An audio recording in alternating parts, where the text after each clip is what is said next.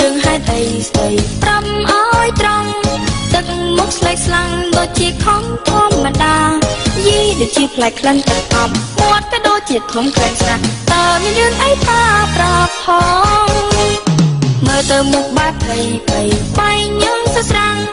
អើទុកប្រឡាំងមានស្នាមក្រែមក្រហមយីមកខោក៏ផ្លេចពីរូបស្បែកជាងក៏ច្រឡំស្រីផងចាំមើលប្រាប់មកម្ដងខ្មាស់គេខ្ញុំនឹងថាសប្ដីបាមានស្រីក្មេងនៅក្នុងការ៉ាអូខេ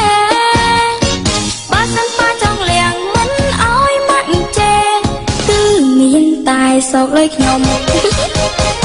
បើកូនចង់បានអីត្រូវតែបាននឹងបើមិនអញ្ចឹងប្រកាសជារឿងធំ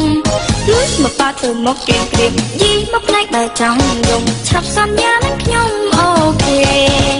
ម៉េចអូខេអត់ប៉ាវាឥឡូវប៉ាព្រមទៅភ្នាក់មកហើយឡើយគុំ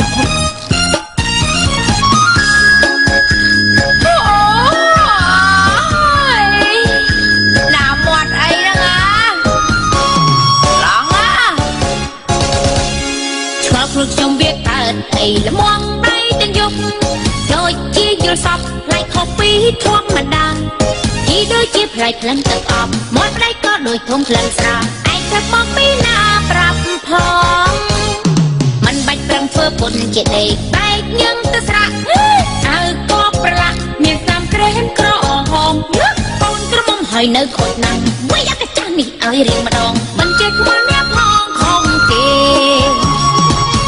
យុករត់ថ្ងៃលួចទៅមានស្រីក្មេងនៅក្នុងការ៉ាអូខេ